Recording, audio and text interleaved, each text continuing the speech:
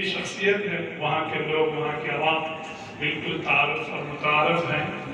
آپ حضرات سے گزارش ہے، حضرت بڑے دنوں سے جو ہے ہماری بات چیت ہوتی تھی، ساتھ میں مولانا احمد صاحب ہیں، ہم لوگ کوشش کر رہے ہیں کہ کسی نہ کسی بڑی شخصیت سے رابطہ ہو اور ہمارے علاقے میں پارٹی مضبوطی جو ہے اور اس میں زیادہ مضبوطی آئے، اور تقریباً مفتی صاحب اس ارادے کے ساتھ کہ انشاءاللہ اگر پارٹی اعتماد کرتی ہے اور پارٹی موقع دیتی ہے تو چناؤ بھی لڑیں گے، اور بڑی دم خم کے ساتھ راج محل کے اندر جو ہے چناؤ لڑا جائے گا۔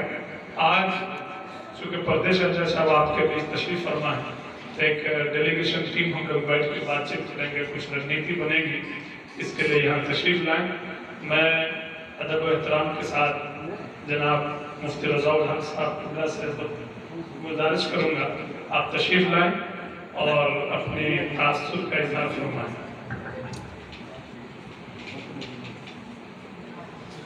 السلام علیکم ورحمۃ اللہ وبرکاتہ۔ بسم اللہ الرحمن الرحیم، نحمدہ ونصلی علی رسولہ الکریم۔ حضرات، اس وقت ہمارا جو اس مجلس میں حاضر ہیں،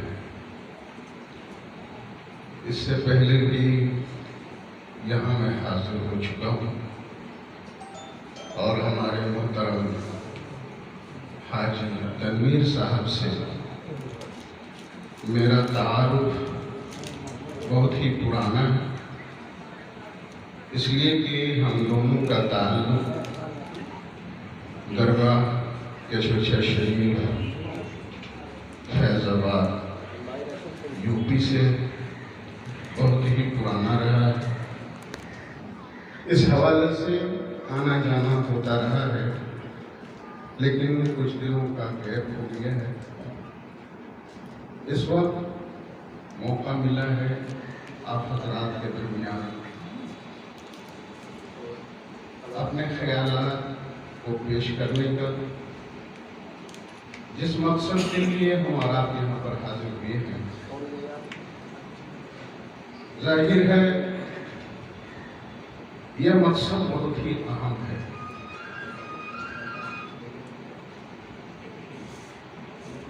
ہم سب مسلمان ہیں، اور بدقسمتی سے ایک زمانے سے ہمارے مسلمانوں کے درمیان ایک غلط فہمی ہمارے عام مسلمانوں کے ذہن میں یہ بٹھا دی گئی ہے، اور یہ بہت بڑی سازش کے تحت ہے۔ یہ غلط فہمی یہ ڈال دی گئی ہے کہ جو لوگ دھرم سے جڑے ہوئے ہیں، جو دھرم گرو کہلاتے ہیں، جو علماء دین کہلاتے ہیں، ان کو سیاست میں نہیں آنا چاہیے۔ یہ ایک بہت بڑی سازش ہے، اور اس کو ہم نے ایکسپٹ کر لیا۔ اس کا نتیجہ یہ ہے کہ اگر کوئی ہمارا عالم کسی دینی محفل میں یا مسجد کے منبر پہ کھڑے ہو کر اگر مسلمانوں کی قیادت کی بات کرتا ہے، سیاست کی بات کرتا ہے، تو اسے ہمارے عوام قبول کرنے کے لیے تیار نہیں ہوتے، بلکہ اس کو عیب سمجھتے ہیں۔ بہت سے لوگوں کو تو اعتراض ہوتا ہے اور یہ کہہ دیتے ہیں کہ ایسی مجلس میں سیاست کی بات نہ کریں۔ میرے دوستو، اب آپ یہ بتائیں کہ ہمارے پیغمبر، ہمارے نبی صلی اللہ تعالی علیہ وسلم نے جو ہمیں دین دیا ہے، جو اسلام دیا ہے، کیا وہ اسلام چند عبادتوں کا نام ہے؟ صرف اخلاقیات کا نام ہے؟ زندگی کے ہر شعبے متعلق اللہ کے نبی نے ہمیں دین سے، دھرم سے سیاست کو الگ کر دیا جائے تو پھر وہ چنگیزیت رہ جاتی ہے، ظلم ہی ظلم رہ جاتا ہے۔ جب تک دین سے نہ جڑا جائے سیاست کو، اس وقت تک سیاست پاک صاف نہیں ہو سکتی ہے۔ آج جو سیاست میں گندگیاں آئی ہیں اس کی وجہ صرف یہ ہے کہ ہم نے سیاست کو اپنے مفاد کے لیے صرف استعمال کرنا شروع کر دیا۔ حضرات گرامی، میں زیادہ لمبی بات نہیں کرنا چاہتا، میں اپنے تاثرات پیش کرنا چاہتا ہوں۔ ہندوستان میں جب ہم نے یہ دیکھا کہ سیاست کے میدان میں مسلمانوں کو حاشیے پہ لگا دیا گیا ہے، آزادی کے بعد سے ہم مسلسل یہ دیکھتے آ رہے ہیں کہ مسلمانوں کو تعلیم کے میدان میں، معیشت کے میدان میں، مسلمانوں کو سیاست کے میدان میں سب سے زیادہ پیچھے کر دیا گیا ہے۔ سب سے زیادہ اگر کوئی پچھڑا ہے تو آج مسلم قوم ہے۔ اس کی وجہ کیا ہے؟ بنیادی وجہ اس کی یہ ہے ہم نے اپنے آپ کو سیاست سے الگ کر دیا ہے۔ یہ تاثر ہمارے اندر ہے، ارے جیتیں گے نہیں ہم تو اقلیت ہیں، ہم تو کم ہیں، تعداد ہماری کم ہے۔ ارے اکائی سے جماعت بنتی، اپنی تاریخ اٹھا کر کے دیکھو۔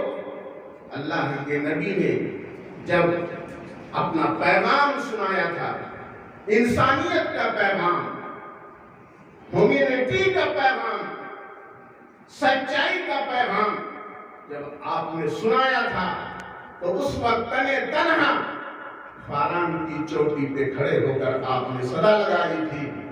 اس وقت کون تھا آپ کے ساتھ؟ آپ کے اپنے آپ کے دشمن ہو گئے تھے، چچا دشمن ہو گیا تھا، گھر والے دشمن ہو گئے تھے، قبیلہ دشمن ہو گیا تھا، لیکن اللہ کے نبی نے کیا اپنے مشن کو چھوڑا تھا؟ کیا آپ نے یہ سوچا تھا کہ میں تنہا ہوں؟ کیا آپ نے یہ سوچا تھا کہ میں تنہا کیا کر سکتا ہوں؟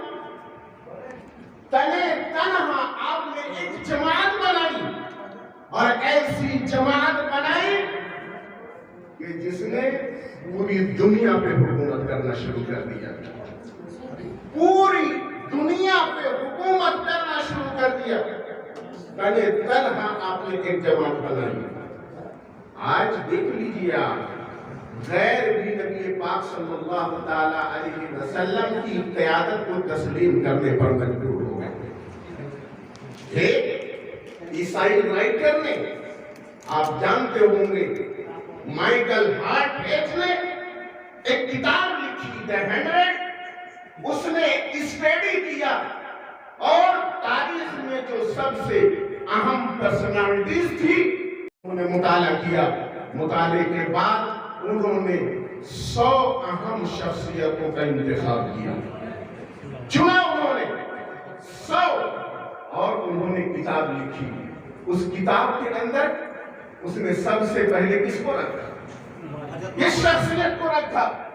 سوچنے والی بات ہے، اس نے ہمارے نبی سیدنا محمد رسول اللہ صلی اللہ علیہ وسلم کو اپنی کتاب کے سر فہرست میں رکھا، پہلے نمبر پہ رکھا۔ اس نے رینکنگ کی اور پہلا رینک جو دیا وہ کس کو؟ ہمارے نبی کو دیا۔ اور کیا کہا اپنی کتاب کے اندر؟ ہو سکتا ہے کہ کچھ پڑھنے والوں کو تعجب ہو سکتا ہے کہ میں ایک عیسائی ہوں اور میں نے عیسیٰ علیہ السلام کو یہ نمبر نہیں دیا، پہلا رینک نہیں دیا، میں نے پیغمبر اسلام کو پہلے درجے پہ رکھا۔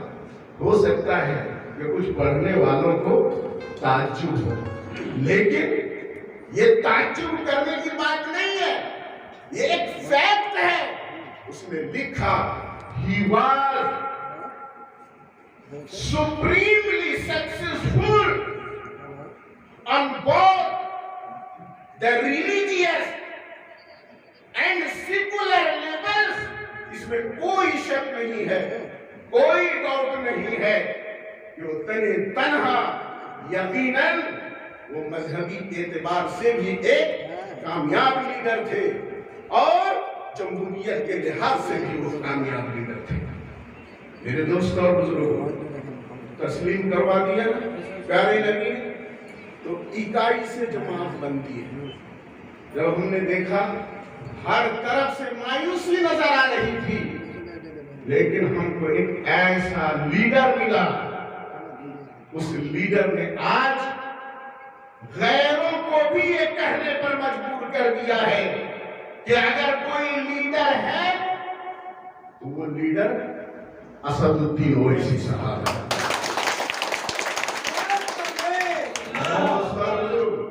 मैं हैदराबाद में रह चुका हूं और 4 साल तक मैंने ओवैसी साहब को बहुत करीब से देखा है।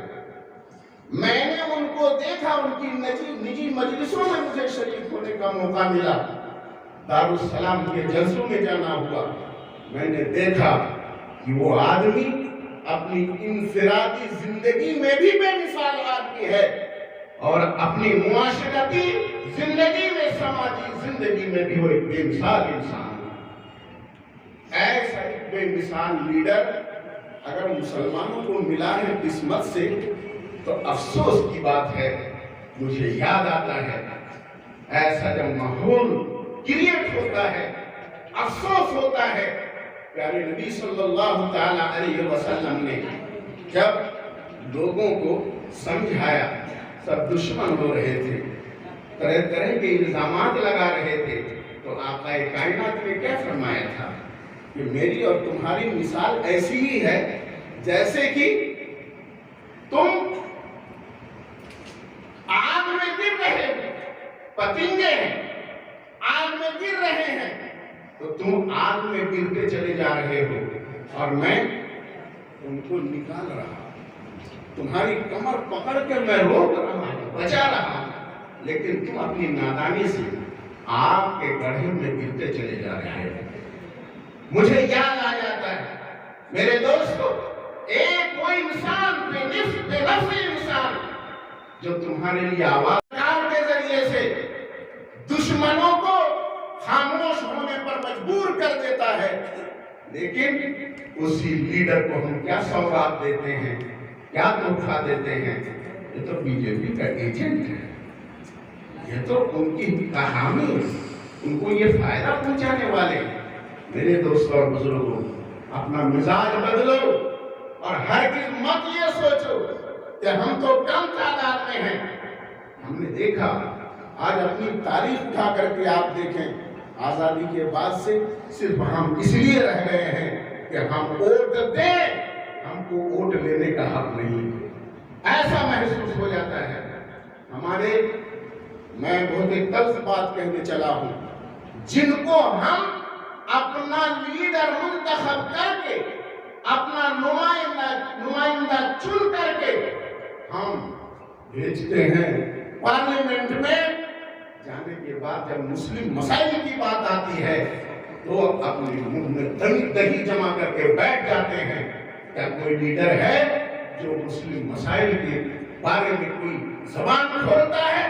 चाहे वो 3 तलाक का मसला हो, चाहे वो मुसलमानों के हुकूक का मसला हो, कोई भी मसला आता है तो अगर खड़ा होता है कोई, तो कौन खड़ा होता है? वो हमारा लीडर असदुद्दीन ओवैसी खड़ा होता है। मेरे दोस्त और बुजुर्गों, कद्र करो, बेदार हो जाओ। जब अल्लाह की नेमत मिलती है और नेमत की कद्र नहीं होती है, नाशुक्री होती है, तो यकीन जानो अल्लाह तबारक व तआला अपनी उस नेमत को छीन लेता है, तुमसे वो नेमत छीन जाती है और तुम महरूम हो जाते हो। आज अगर असदुद्दीन ओवैसी की सूरत में मुसलमानों के एक अजीम कायद मिला है, एक अजीम लीडर मिला है, یہ سمجھ لو کہ یہ ہمیں اللہ تبارک و تعالیٰ کی بہت بڑی نعمت ملی ہے. مسلمانوں اس نعمت کی قدر کرنا. میں آپ سے یہی گزارش کروں گا. یہ اسدالدین اویسی صاحب صرف مسلم مسائل پہ بات نہیں کرتے, یہ آواز صرف مسلم مسائل کے معاملے میں نہیں اٹھاتے. وہ معاملہ لاتے ہیں تو وہ اقلیتوں کا معاملہ سامنے لاتے ہیں, ان کے حقوق کی باتیں کرتے ہیں, آدی باسیوں کے حقوق کی باتیں کرتے ہیں, وہ کانسٹیٹیوشن کی حفاظت کی بات کرتے ہیں. وہ لوگ ایسا لیڈر جو اقلیتوں کے حقوق کی بات کرے, جو کانسٹیٹیوشن کی حفاظت کی بات کرے, دیش کو جوڑنے کی بات کرے, ایکتا کی بات کرے, آپ اسے کہتے ہو اس کی راجنیتی توڑنے والی راجنیتی ہے. ارے تم نے کیا کیا آزادی کے بعد سے لے کر؟ تم نے تو وفاداری خالی کی ہے, تم نے تو خالی چمچہ گیری کی ہے. میرا اشارہ سمجھنے کی کوشش کیجیے گا. تم نے کیا کیا ہے؟ تم کہتے ہو یہ توڑنے والی راجنیتی ہے. تم نے کیا کیا ہے بتا دو, سوائے چمچہ گیری کے تم نے کیا کیا ہے؟ اسدالدین اویسی کے بارے میں تم کہتے ہو کہ ان کی راجنیتی توڑنے والی بات نہیں. بولو یہ اشتعال انگیز تقریریں کرتے ہیں. یقین مانو اگر اشتعال انگیز تقریریں ان کی ہوتی, اگر کانسٹیٹیوشن کے خلاف ان کی بات ہوتی, وہ لوگ آج تک کیوں انہیں اریسٹ نہیں کیا گیا, ان کے خلاف مقدمہ کیوں نہیں ہوتا ہے؟ بولو جواب تو تمہیں معاف نہیں کرے گی. حضرات گرامی, انہی کلمات کے ساتھ اپنی بات میں ختم کرتا ہوں.